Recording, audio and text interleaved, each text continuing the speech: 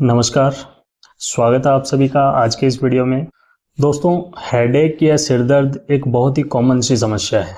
हम में से हर किसी ने कभी न कभी सिर दर्द को झेला होगा। हर एक पर्सन के अंदर ये समस्या हो सकती है। कुछ लोग इससे बार बार होने की वजह से काफ़ी ज़्यादा परेशान रहते हैं और मेडिसिन्स पर मेडिसिन्स लेते रहते हैं। आज हम समझेंगे कि हेडेक के कौन से 10 कारण हो सकते हैं, उनमें से कौन से कारण गंभीर हैं और कौन से कारण कॉमन हैं। तो आज का वीडियो काफ़ी ज़्यादा इम्पोर्टेंट होने वाला है, इसलिए वीडियो को बिना स्किप किए पूरा कंप्लीट देखें और हर चीज़ को अच्छे से समझें, क्योंकि यह एक ऐसी आम समस्या है जिससे कि हम या फिर हमारी फैमिली का कोई मेंबर या हमारे कोई भी नॉन पर्सन हो सकते हैं जो कि इससे जूझ रहे हों। जब कभी भी हम हेडेक के बारे में बात करते हैं तो इसे 2 मेन कॉजेज के हिसाब से इसको डिवाइड किया जाता है। हेडेक के वैसे तो काफ़ी सारे कारण हो सकते हैं, लेकिन हम 2 मेजर कॉजेज की बात करेंगे। एक कॉज हो सकता है कॉमन कॉज और दूसरा सीरियस कॉज। तो सबसे पहले हम बात करते हैं कॉमन कॉजेज के बारे में। हेडेक के अगर हम कॉमन कॉजेज को डिस्कस करें तो सबसे पहला नाम आता है माइग्रेन का। यंग एज में हेडेक का कॉमनेस्ट कॉज माइग्रेन है। माइग्रेन एक ऐसा सिर दर्द है जिसमें कि आपको पूरे सिर में दर्द महसूस नहीं होता, बल्कि सिर के एक हिस्से में या फिर आधे सर के अंदर दर्द महसूस होता है।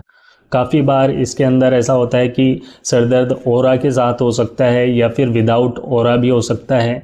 उल्टी या चक्कर जैसा इसमें महसूस हो सकता है। माइग्रेन में ओरा का मतलब होता है कि जब कभी भी आपको सिर दर्द होगा उससे पहले हल्का संकेत, या तो एकदम से आपकी आंखों के सामने रोशनी हो जाएगी या फिर धुंधलापन हो जाएगा। और विदाउट ओरा जो माइग्रेन होता है उसमें ऐसा कुछ नहीं होता है। अच्छी बात यह है कि माइग्रेन को पूरी तरह से ट्रीट किया जा सकता है।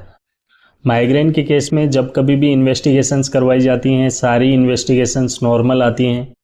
इसलिए अगर इस तरह का दर्द आपके अंदर है तो अपने डॉक्टर से कंसल्ट करके माइग्रेन का ट्रीटमेंट समय पर स्टार्ट करें।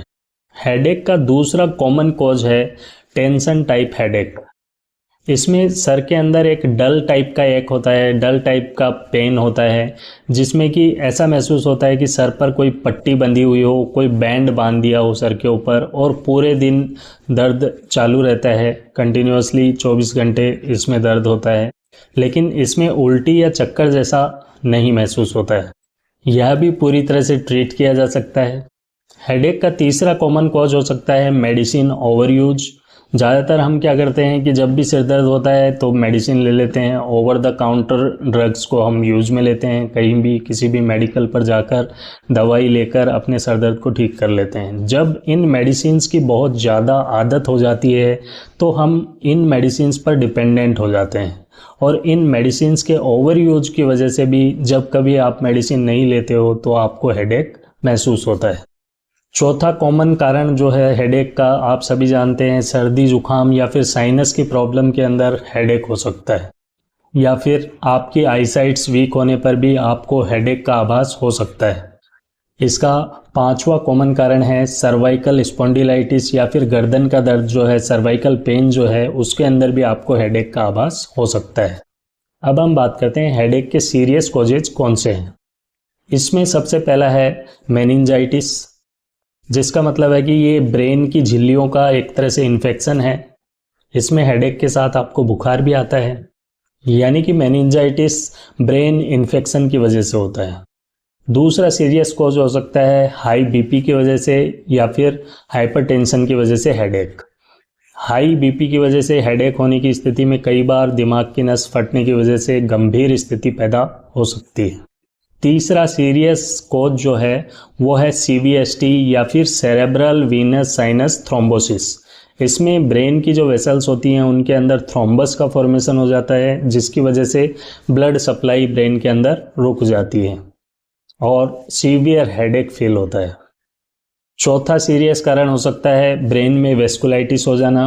वेस्कुलाइटिस का मतलब है कि ब्रेन की जो ब्लड वेसल्स हैं उनके अंदर सूजन आ जाती है, जिसकी वजह से ब्लड का फ्लो कम हो जाता है, और ब्लड का फ्लो कम होने की वजह से स्ट्रोक या फिर सीजर्स जैसी स्थिति पैदा हो सकती है। हेडेक का 5वां सीरियस कॉज है ब्रेन ट्यूमर।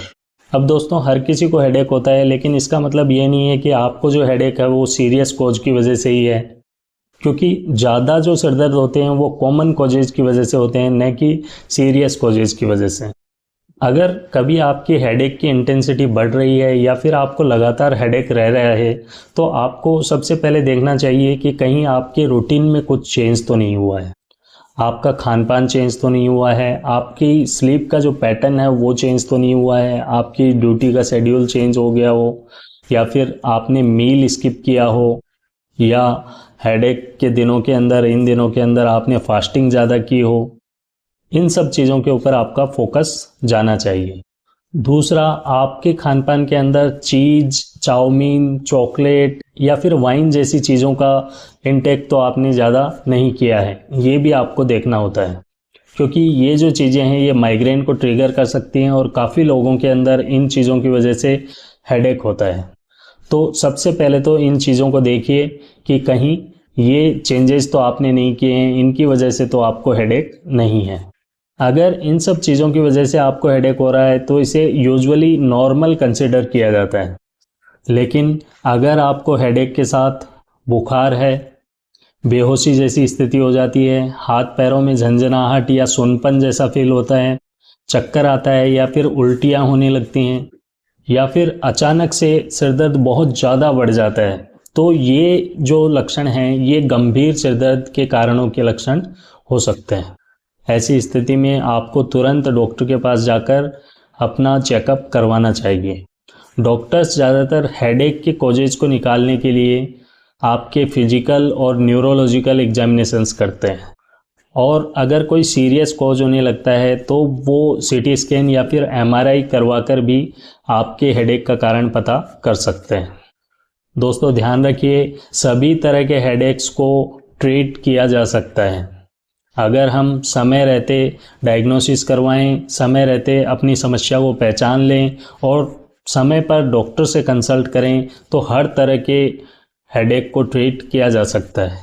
इसलिए जब कभी भी हेडेक हो, घबराएं नहीं, बल्कि पूरी जानकारी रखें, अपने आप को एजुकेट रखें और ऐसी परिस्थिति के अंदर हिम्मत से काम लें।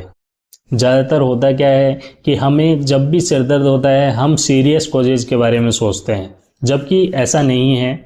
सिरदर्द के ज़्यादातर कारण कॉमन कॉजेज की वजह से होते हैं, जो कि मैंने अभी बताए हैं। सीवियर कॉजेज की वजह से या फिर सीरियस कॉजेज की वजह से जो हेडेक होता है वो बहुत ही रेयर होता है, लेकिन लक्षणों की जानकारी आपको होना ज़रूरी है। तो दोस्तों आशा करता हूँ आज के वीडियो में दी गई जानकारी आपके लिए बहुत ही लाभदायक रही होगी और आपने कुछ ना कुछ नया सीखा होगा। इसी के साथ आज के वीडियो को यहीं ख़त्म करते हैं। मिलते हैं नेक्स्ट वीडियो में एक नए टॉपिक के साथ। तब तक ध्यान रखिए अपना और अपनों का। स्वस्थ रहिए, हंसते रहिए। धन्यवाद।